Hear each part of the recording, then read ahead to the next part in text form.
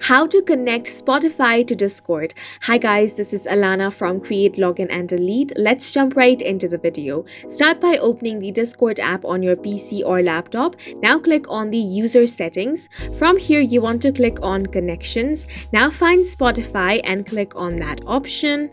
Once you do that, you have the option to log into your account. So if you have not done that, log into your Spotify account. You might have to click on the authorize button here. After that, your Spotify account will be connected to your Discord account. And now to connect Spotify to Discord on your mobile device, tap open Discord app on your mobile.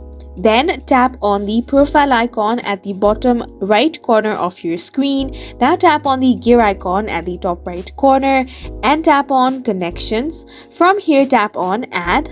Now tap on Spotify. Now, if you already have logged into your Spotify account on your device, you will be connected to Discord account as well. And that's it for this video. We hope you guys found it helpful. Please make sure to hit the like button and subscribe for more helpful tutorials.